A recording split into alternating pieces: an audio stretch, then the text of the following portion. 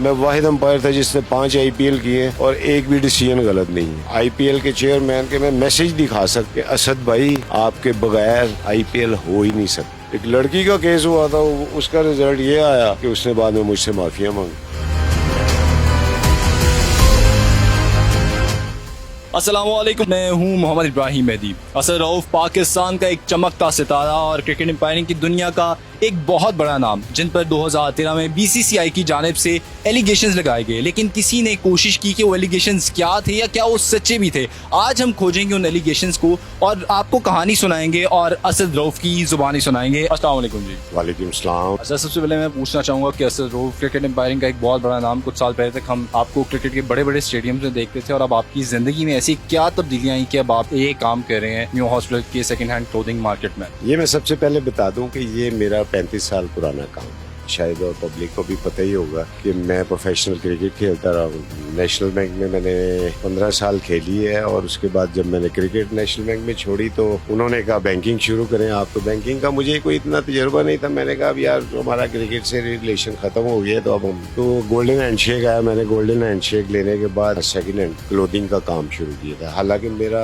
Old iron and metal का business भी था मगर उसमें मुझे कोई इतना इंटरेस्ट नहीं था। मैंने ये काम तकरीबन 30 साल पुराना और मैं इसको इसलिए नहीं छोड़ता है कि इस काम ने मुझे मेरी लाइफ में स्टैंड किया। अच्छा, इस काम ने आपको स्टैंड किया, हालांकि आपका बिजनेस भी था? बिजनेस भी था। उसके बाद मैं क्रिकेट में मैं अंपायरिंग में आया और अल्लाह ताला ने बड़ी इज्जत, बड़ा नाम, बड़ा पैसा भी दिया। तो उस जब मैं एलीट पैनल में आया तो सैलरी कॉन्ट्रैक्ट बड़ा अच्छा था। तो अल्लाह ताला का बड़ा शुक्र था। मगर आपको किसी चीज का एंड भी होना होता है। तो मैंने अपने 57 की एज में मैंने अंपायरिंग छोड़ी थी। उसके कुछ रीजन थे मगर उस रीजन को बताने से पहले ही कोई इश्यूज आ गए। सर, मैं इसी बारे में पूछूंगा कि 2013 में BCCI की जानिब से आप पे कुछ एलिगेशंस लगाए गए, स्पोर्ट फिक्सिंग के, करप्शन के, उसकी आप हेयरिंग में भी नहीं गए और उनका फैसला दे दिया गया। इस सवाल से क्या कहेंगे? देखिए, BCCI से पहले पुलिस ने उनके जो अपने इश्यूज थे IPL के, जिसमें विंदु दारा सिंह और मायापन गुरु वगैरह के जो केसेस थे,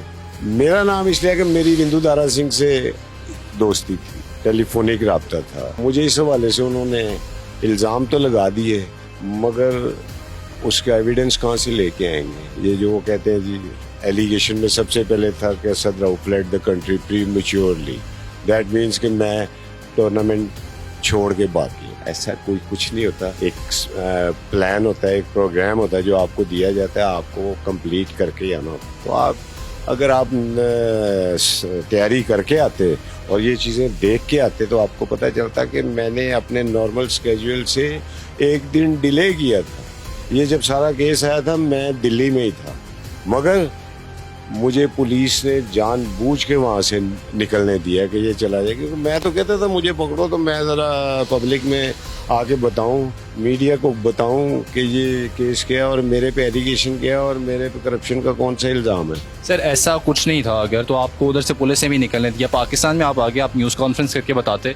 मैंने की थी, प्रेस कॉन्फ्रेंस की थी, मगर आप वो देखें ना कि आप प्रेस कॉन्फ्रेंस में मैंने क्या कहा कि मेरे पे कोई इल्ज़ाम साबित तो करो। मुझे BCCI क्या कर रही है? और इसका एक तरीकाकार होता है। आप जब हाई प्रोफाइल लोगों को, लेट से ICC अगर मुझे कोई क्वेश्चनिंग के लिए दुबई बुलाएगी वो आपको वीज़ा भी सेंड करेंगे, आपको एयर टिकट भी देंगे, आपका अकोमोडेशन, आपका डेली अलाउंसेस। अब BCCI वाले कह रहे हैं कि जी आके हमें एक्सप्लेनेशन दो। अब कैसे दें? मेरे पास इंडिया का वीज़ा कहाँ है? मुझे सिक्योरिटी की कौन देगा उधर? अब ऐसे थोड़ी होता है। ये कोई जैसे पंजाबी में कोई फुदू खाता थोड़ी है कि आके मैं इंडिया चला जाऊं। केस पुलिस में है, मेरी सिक्योरिटी का, मेरे अकोमोडेशन का, मेरे ट्रांसपोर्ट का, मेरा वीज़ा कहाँ है? इंडिया, मैं तो ऑफिशियल वीज़े पे जाता था ICC के। वैसे आप इंडिया का वीज़ा कैसे लेंगे? तो ये सारी चीज़ें काउंट करती हैं। ऐसे बात कर देना और अखबार में दे देना ये तो सारे ही कर लेते हैं। चीज़ों की स्टडी करना और यार व्हाट एग्जैक्टली हैपन्स वो पूछना कोई मेरे पास आएगा तो मैं उसको बताऊंगा ना। अब पाकिस्तान के जर्नलिस्ट को कितना इंटरेस्ट होता है? वो तो बस गरम गरम खबर दी और उसके बाद चलो जी चल सो चलो। ये इल्ज़ाम लगाए गए थे BCCI की जानिब से और हम इंडिया को वैसे भी देखते हैं कि पाकिस्तानी खिलाड़ियों, एम्पायर्स उनकी टांग खींचने में हमेशा आगे ही रहता है। इस सारे मामले में PCB का कोई किरदार था कि वो आपको आगे लेके आते, आपसे बात करते, आपके लिए वकला जो है वो फ्राहम करते जो आपके बिहाफ पे बात करते? वकला का आप कह रहे हैं, अब हमारे कौन फैन है? मैं अभी ये केस हुआ ही था मुझे एक मैसेज आया कि आपको अली जफ़र साहब, SM जफ़र साहब के जो साहबजादे हैं, आपके पाकिस्तान के टॉप लॉयर हैं, उनका मुझे मैसेज आया कि असद आप मुझे मिलो।